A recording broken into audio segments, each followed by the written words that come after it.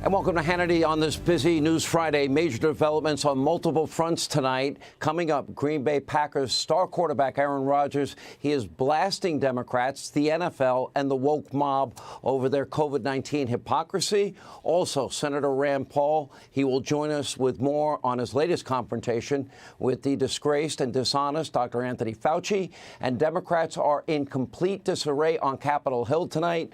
But ultimately, really, nothing in the House is going to matter because Joe Manchin, the senator from West Virginia, it looks like he will have the final say, as well as Kristen Sinema from Arizona.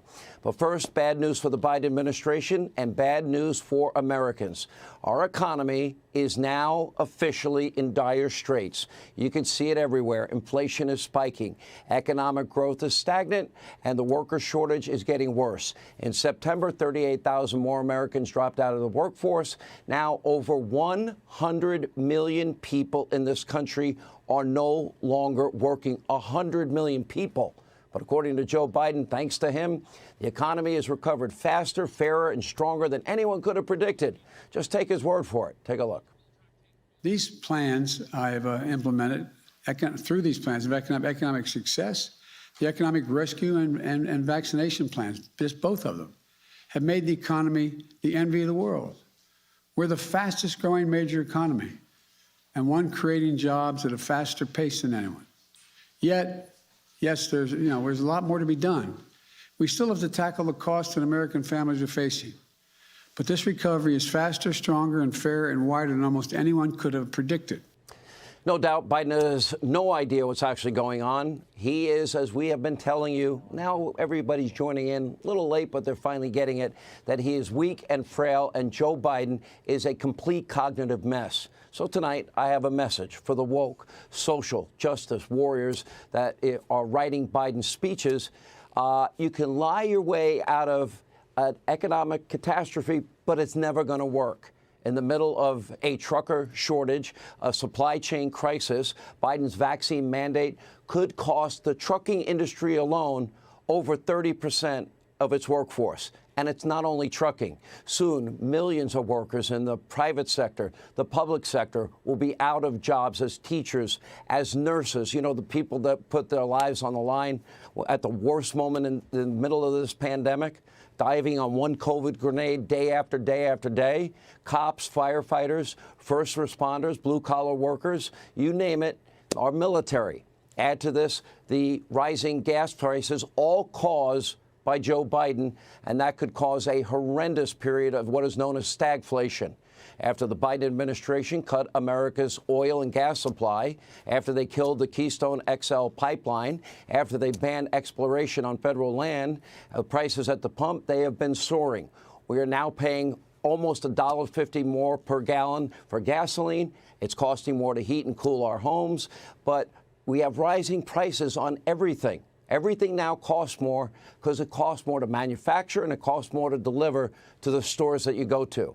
This morning, one CNBC anchor posed a very reasonable question to Biden's energy secretary. This answer and this response should make your blood boil because Joe Biden was absolutely handed energy independence. We weren't importing oil from Saudi Arabia. We were a net exporter of oil for the first time in 75 years because of Donald Trump's policies that Joe abandoned.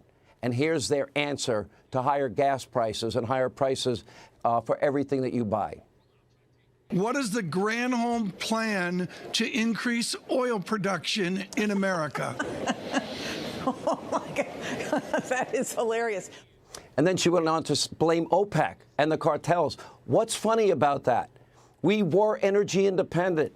Instead of begging OPEC and getting rejected for the 9th time, we can produce more oil, more gas right here in America. It creates high-paying career jobs in the energy sector. It reduces shipping costs. And I'm not sure what's so funny to the Biden administration, because the people that are being hurt the most are Americans that are poor and middle class. They are now being hit with higher prices on everything. But, what a dumb idea. It's the cartel's fault. It's OPEC's fault. No, Secretary, it's your fault and it's Joe Biden's fault. But according to Granholm, the only way to lower energy prices is what?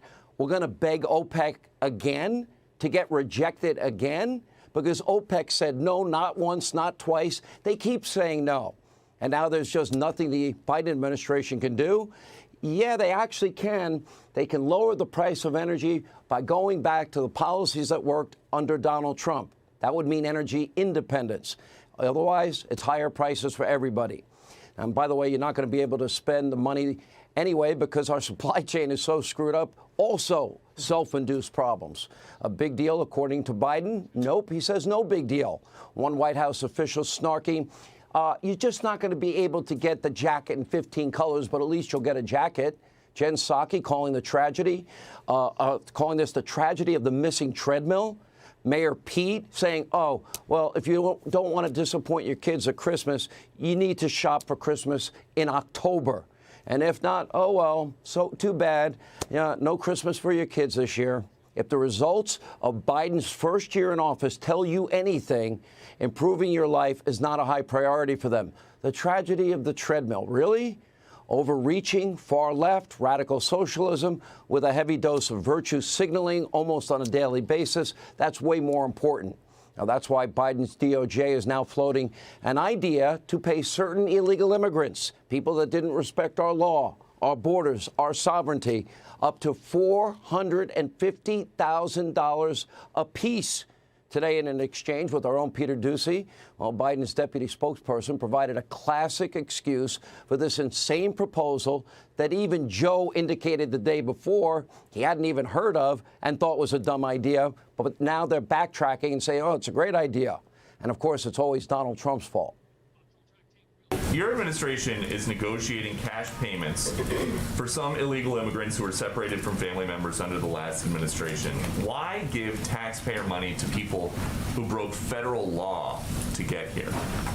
You like this question, Peter. It's We an talked important about we question. talked It's- about this yesterday. But not to the heart of the point, which is that these people broke the law to come here, and they are going to get hundreds of thousands of dollars in taxpayer money. But you know, I said this to you yesterday, Peter. One of the things that we have to remember why we're in this place that we are today is because we had an administration that had an inhumane, immoral policy.